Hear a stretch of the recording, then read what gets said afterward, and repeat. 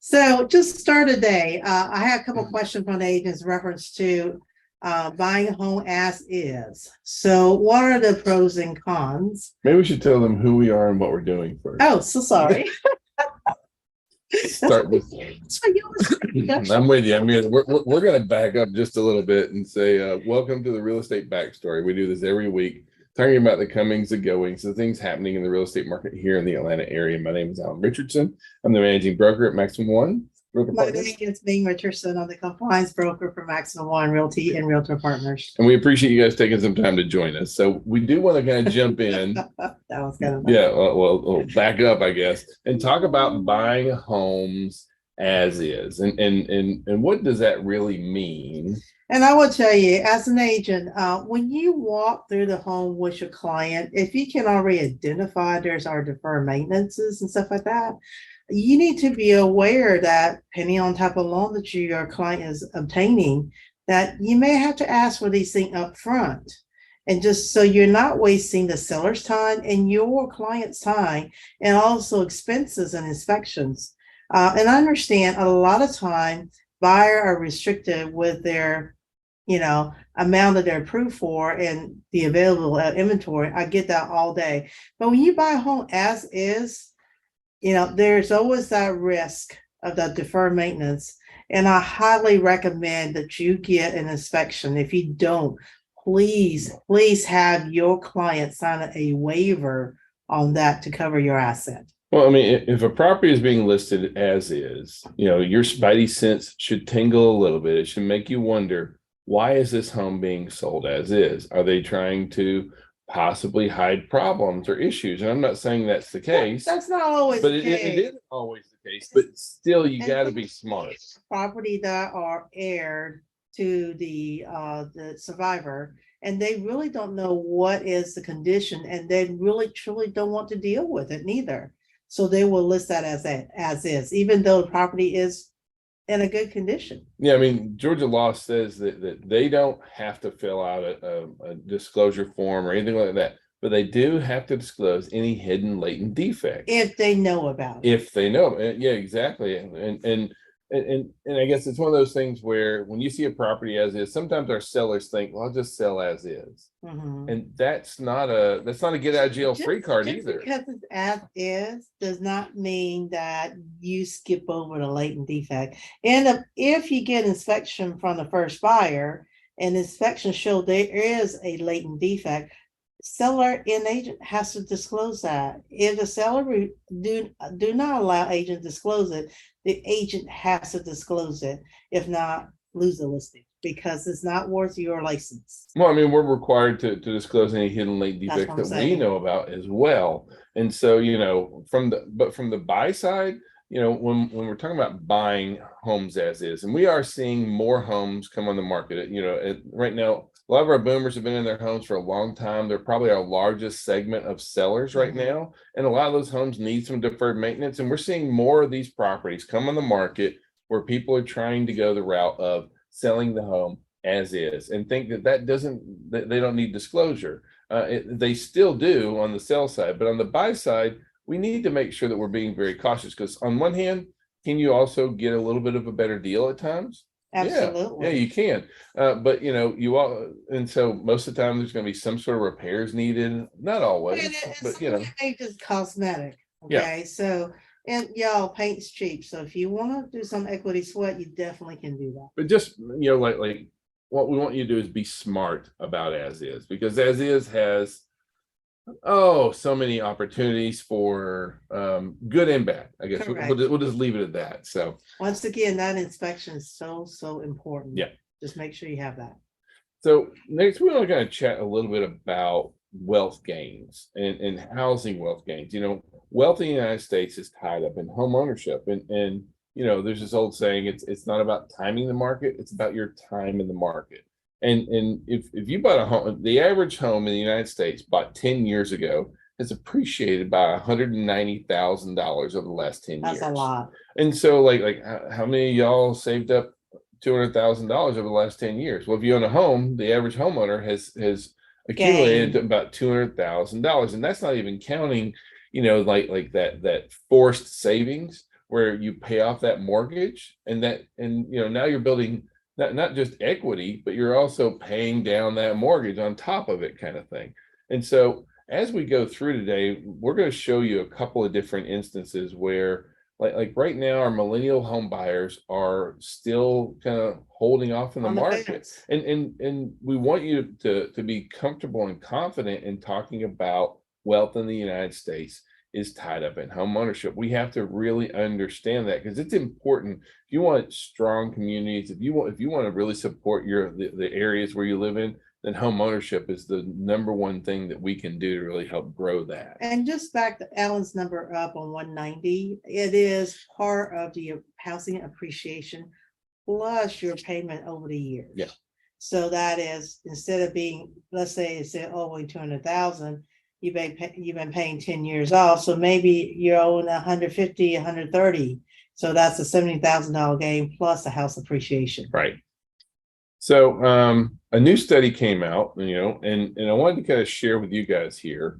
And this is, a new study talking about home buyers and how many homes are our buyers expecting to see. And you can see that like 83% of our buyers today are expecting to see between 1 and 10 homes, if you add them all together, kind of thing. About 38% expect to see 1 to 5 homes. Another 45% expect to see 6 to 10. And I think that is in person. Right. Now, virtually, that's another story. But I do want to talk about virtually for a little bit. But the in-person one, first of all, we need to make sure that we're setting clear expectations for ourselves as well as with our clients. 9% of buyers expect to see 16 to 20 homes. Mm-hmm. I'm sorry, 4%. 4% expect to see more than 21 homes. Like I love you. You have a client that keep on looking around. Sorry, like if you want to see more than 20 hounds, I mean, like that's like hey, we're just not here to go out to lunch every day and go look at pretty houses. Like they're kicking tires. And if it like when we prepare homes to go preview properties with clients, like the expectation is when we go, or when we're done today, we're going to come back and write an offer on one of them. That's the expectation. And if your expectation isn't that, you need to check your own expectation, because I know agents that have shown 20, 30, 40 homes to people in the past, and I can't even fathom that. I'm not downing anybody. I'm just saying that's ridiculous. Well, the thing is, with limited inventory, there are only so much is available. Yeah. And yes, it is a timing thing sometimes. But the reality is that one of my agent phrases was, if you sleep on it, meaning your decision, you may not sleep in it. Yeah. Okay, so, and that's the truth. Now, on the virtual side of things, the largest share of buyers expects to look at over 20 homes virtually. And now, we can let them do that on Zillow, and we can let them go out and Google things and Redfin and all that kind of stuff. Share your property listings. Absolutely. Share your websites. Share, like we use KV Core. Share your sites where they can go and search like an agent. They can search your websites. They trust you, and they will use your site before they use one of the others. Like the largest segment of buyers wants to look at over 20 houses. And where's the best place to do that? In our direct feeds. And so this is a great service that we can offer our clients, but we have to make sure that we're offering them, because I promise Zillow is offering them. Zillow is paying big money to advertise in front of them. And so we need to be the ones who they are really, hopefully, looking at houses at. Wow, lean on that. Yeah. Now, mortgage rates ticked up this past week, just a hair kind of thing. They came up about 1/10 of a point. There's a lot, there's a lot of uncertainty in the market right now. No one's, like the main reason for the uptick in interest rates is that they're expecting the Fed meets on March the 3rd. I'm sorry, May the 3rd, and they're expecting another 25% point increase. And so that's already kind of being built in a little bit. So we have seen them tick up just a hair this past week. But you can see that existing home sales, you'll hear that existing home sales are down. All right. And if you look at February to March, yeah, it is down a little bit. But when you look at, we're definitely bucking the trend in the right way. we're moving in the right direction. Pending sales are not down as severely as they have been in previous months by any means. And so you're also going to see this infographic. You'll see this infographic used around home prices fell 3% in March, biggest annual drop in over a decade. But this is on the news. And if you're not watching the news, I promise you, this is what your clients are seeing. And my problem with that is in Georgia, this is a big fat lie. It's just not It true. may be another state, but in Georgia, Atlanta, Well, especially in our area, that is not the case. Matter of fact, this is what we currently look right now. So you can see that the overall average sales price here in Georgia, and I, this is pulled out of Georgia MLS, and so this is directly from the MLS data kind of thing, and you can see that January property values were up 1.3%, February 1.7%, March increased to 1.9, almost 2% property value increases. And so we are continuing to trend up. And so just because you see something on a website or on the national news, media is gonna sensationalize anything that grabs anybody's attention. So therefore, they're not looking at it in a locality basis. They're looking at an average, national average. Yeah, and real estate's hyper local. Like it is really local. It's at least at state level and even more regional than that. But in Georgia, we're in a really good place. We're through the Sun Belt, and we're in a really good position compared to a lot of other markets. Yes, we increased in property values just like everyone in the nation did, but we didn't go as nutty as a lot of places did. Correct. Where you see those big declines are places where they just blew up. Predominantly in West. Yeah. So new listings of homes, however, are down 21% year over year. And so you can see what our trend of new listings is down. Man, it's down big time. And actually, this is what that looks like, kind of on a bar graph as opposed to the line graph kind of thing. Yeah. And you can see that our new listings are down big time. And this is one of the things that's really holding back our market more than anything, more than interest rates, is we don't have enough houses to buy. I mean, when you look at this graph and you look at, my goodness, this is as low as other than when COVID hit. Pandemic. Yeah. If you look at the bar graph across, this is absolutely the lowest. Yeah. And so overall, our total active listings for homes is trending down. Normally this time of year, the total active listings is trending up. And so inventory really continues to be a very big deal to us right now. So anything we can do, and honestly, this is a great time to be on the market. I mean, like I'm not one of these who's like, it's always the best time to buy. It's always the best time to sell. But seriously, like now's the time we have a lot of buyers moving into our market. It's a really great time to be on the market. And so talking to your sellers about that is so important right this moment, because it's going to be, you're going to have a ton of activity. You're going to look like you basically hung the moon. You're going to be able to get good pricing, the whole 9 yards. Please reach out to your sellers that are looking to sell, because now is the right time to get out there on the market. We want to jump over and we talked a little bit about wealth earlier, and when we were chatting here. And so, this is the generational home ownership rates, gosh, for the last, 35, 40 years kind of thing. And you can kind of see that, the silent generation definitely has a high home ownership rate. Boomers have moved up as well. Gen X is trending that way.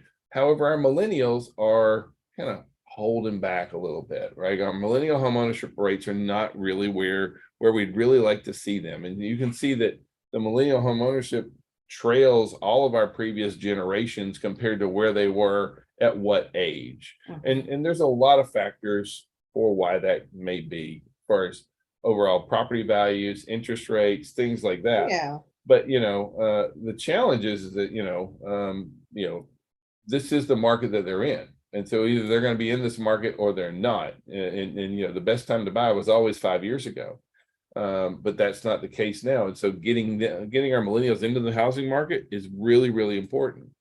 Now, at the same time, our Gen Z, our newest buyers, our youngest buyers are actually trending higher than millennials. Our youngest buyers are actually trending with our older generation. So they're trending higher. Mindset. It is. And so, a lot of our millennials have been waiting. Our Gen Zs are jumping right in. So we're seeing where a lot of younger buyers are really, really, really excited and getting into the housing market earlier on. Now, that being said, overall millennials surpass the 50% homeownership rate, Right. but they're still lagging behind. Now, how that works out, the average in the United States is 51.5 on millennial homeownership rate. Here in Georgia, it's only 48%. And so there's two ways to look at that. One, yes, we're behind the curve here. We're behind the national average. But on the other hand, that just shows we've got a lot of pent up demand. We we can help our folks save money, lower their down payments. It comes find- down to education. it really does. I highly recommend you do first time home buyer seminar with your lenders. Yeah. So now, as I said, this new report came out, showed that 30% of Gen Z owned a home at age 25. And so right now that, the millennial buyers are still active. They're still the biggest segment in here. But the younger millennials and Gen Z are where we're seeing the greatest amount of activity right now in the buying market out there. Well, I just sold one to a Gen Z, and their first home was $500,000, y'all.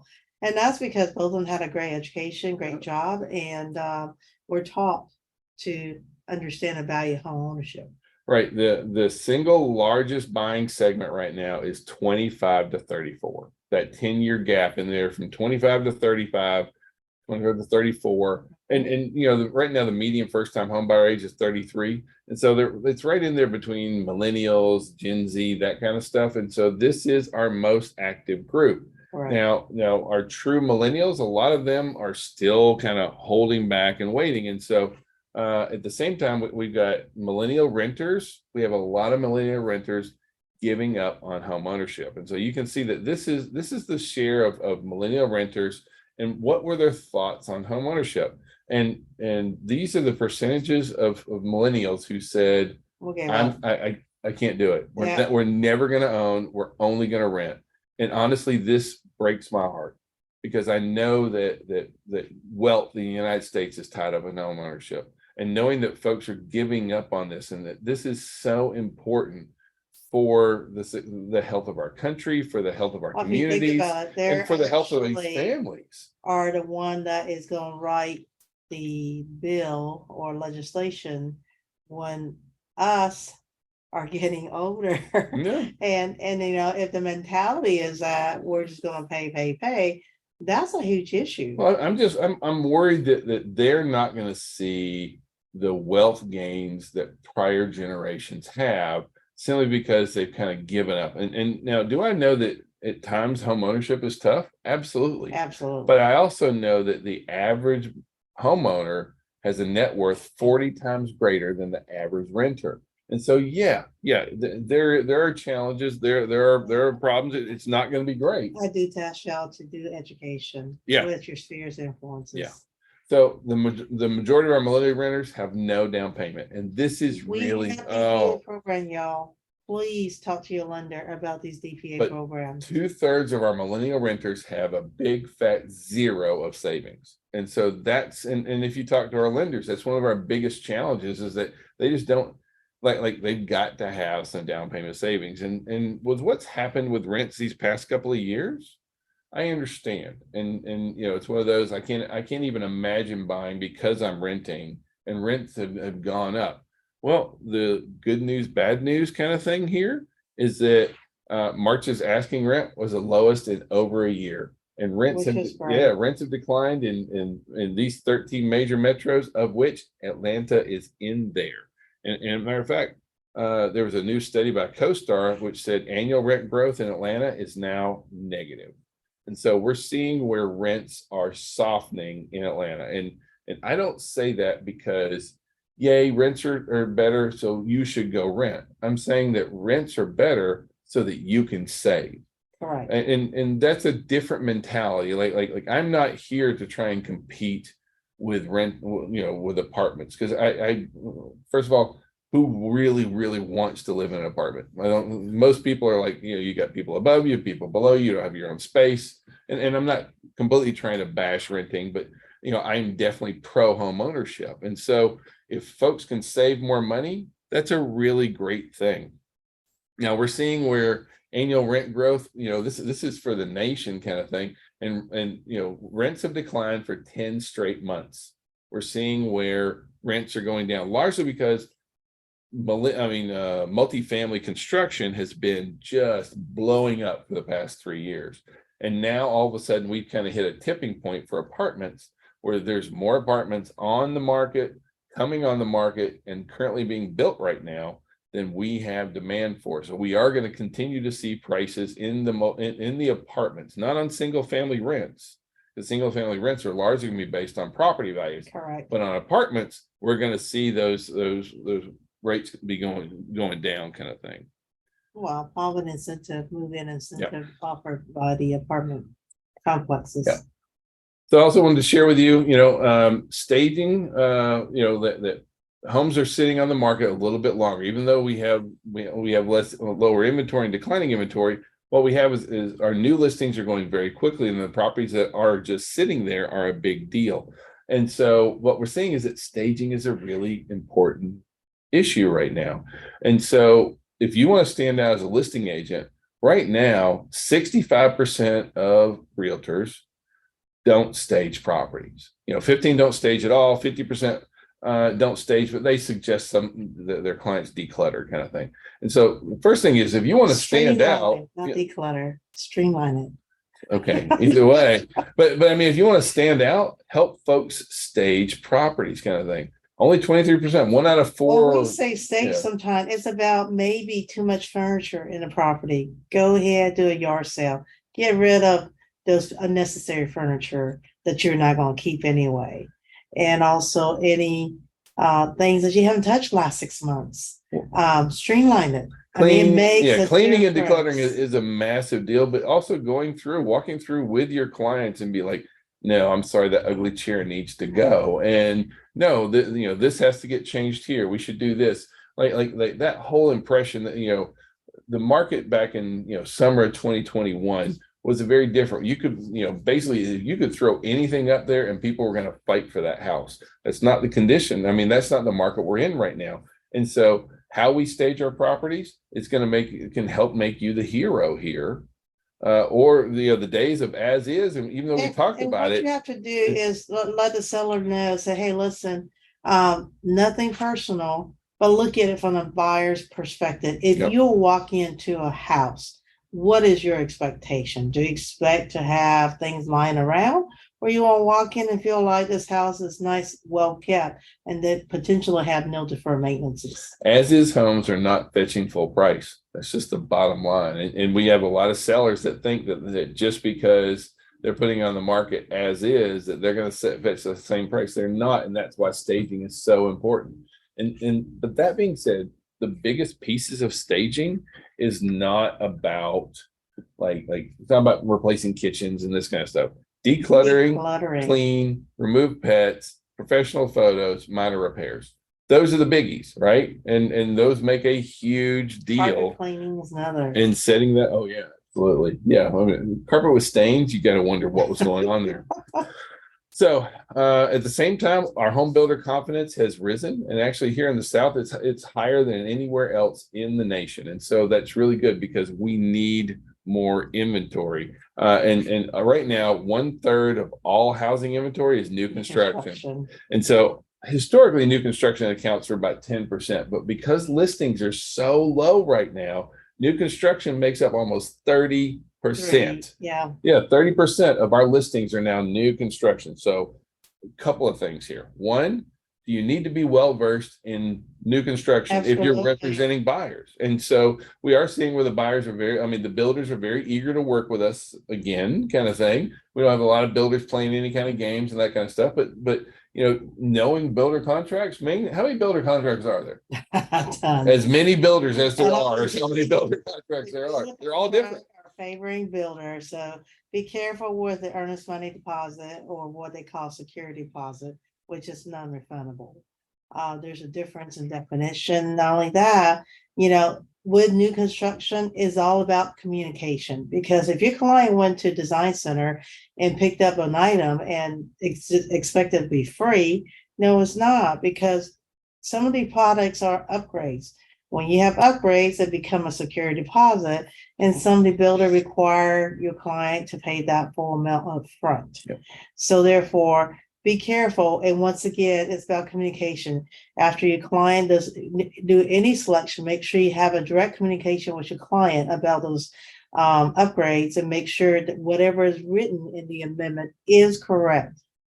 Well, and overall new construction actually dropped, but of that, it was mainly because we've suddenly got an oversupply in multifamily. So multifamily construction is dropping. Single family construction is up like 3%. So that's Which is really great. good. We need a lot more of that. And so you can kind of see, that being said, like when you look at permits, starts, and completions, we really haven't improved that significantly for the past 6 years. For the past 6 years, it's, I mean, you know, you can see where there was an increase Permit in looks permits, the same. but completions have almost been right. You know, I mean, there's a slack. It's slightly better, but you know, right now we have a shortage of about 4.5 million homes in the United States, and we're currently It's bigger than 6 million. it is, but we're only building about 1.3 million, 1.4 kind of, you know, homes a year kind of thing. We still need a lot more single family homes. And so, you know, you can see that what kind of like what's under construction and what's kind of going on. This is, you know, the red line here represents multifamily construction. You can see that not since 1972 has multifamily construction blown up the way it is. And It's actually so, seeded in 1972. yeah, it was massive then. And so, but multifamily has been steadily increasing. And then you know, when COVID hit, single family dropped back off, and we need to see that kind of moving back up to be able to get to where we are with inventory.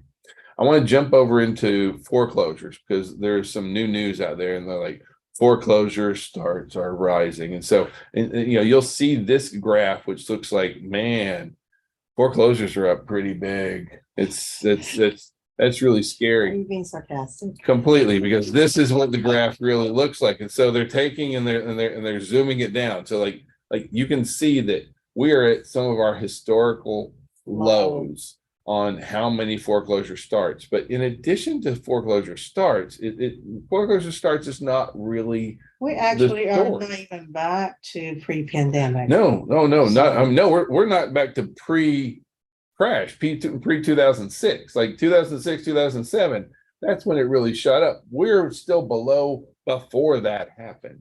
But even more importantly than foreclosure starts is like a lot of times the banks and lenders, they will kind of like shake people by putting them into foreclosure. How many actually foreclosed? Look how low completed foreclosures are. Actual REOs. Our REOs are at some of our lowest points ever. And that's because, you know, no one wants to lose their house. It's not like it was in 2006, 2007, 2008. Over your head. So, and so, yeah, you can say that it is up. And is it up? Yes, but not when you look at this thing in, you know, in the terms of, you know, what is real and what's really going on in our market. So we're not looking at this big foreclosure thing going on. You're saying, oh, according to news, we got plenty of foreclosure. So this is what you need to show your client, not just a small segment that they cropped out, but the overall history data. Oh, now this is also an interesting number because a lot of times we get some questions like, hey, I just saw this house was listed for foreclosure. I just saw that, you know, this house is sitting vacant, or this house, you know, this person got this notice. The average days to complete foreclosure in the United States is 950. Now, we have a lot of states that are redemption states and things like that. But that being said, even in Georgia, the average days to complete a foreclosure is around 200 days, you know, 2/3 of the year, basically, to complete a foreclosure. So it's still not a really fast process. Just FYI, to share that out there with you. Hey, we're going to wrap up with, you know, U.S. real estate investors lost money on roughly 1 in 7 homes they sold in March. And these are our big institutional homes kind of thing. You can see that right now, you know, about 13.5% of investors have been selling homes at a lot, or are selling homes at a loss right now. And so, you know, here in the Atlanta area, you can see that it's 14.5% of homes that have been sold at a loss. And that's because, I mean, we can look back at how many of these Wall Street investors and these big companies came in, and like if you wherever at the courthouse steps, they're paying more at the courthouse steps, and they're paying more on on these online auction sites than you can actually go out and buy at fair market. A lot of these, what happened is that even though they got a decent price, but because these large institutions have what I call holding and admin costs, when by the time you add those costs in there, they are losing money. Yeah. Well, and so I'm not reveling in this, but Opendoor has announced that they're cutting 22% of its employees. That's on top of they already cut 18% of their employees 6 months ago. And so a lot of that comes down to Opendoor has lost $1.4 billion last year. And so while I'm not trying to dance on anybody's grave necessarily, we do know that iBuyers take up a big piece of the conversation when we talk about, real estate. Sellers want to know more about iBuyers. They've been advertising everywhere, and now it's kind of like like when the market was basically on fire, it was a great day to be in that marketplace. And they, we for years we've been sitting back saying, how can these companies keep doing this and keep losing money? Because Opendoor's never made money. And the whole idea was that they were going to change the way people bought homes. And so we're just not seeing where that's happening. Culture and the environment, how real estate is being handled. And it's actually costing that. They're hoping with the AI and automatic system that they can take the human side out of it. And I think as we see that is not the case. So but it really comes down to we are still so important to the process. We are, but you got to educate your clients and you got to talk sense, because with millennial being hesitant and buying property because they lack a down payment, if you would just help them, I promise you that word of mouth is going to give you so much referral down the road that you won't even have to ask for leads. So this week, on as far as continuing education goes, we have Matrix. It's going to be, Matrix Basics, Matrix 101. That's going to be in person in our Conyers office tomorrow. Wednesday, your home, what's inside. That's going to be in Noonan. And then on Thursday, I'll be at the airport office teaching making money with real estate investing. So I hope you guys have a great week. If we can be of any kind of service, please call, text, smoke signals. We answer it all. Thank Love you. y'all. Have a good Monday. Peace out.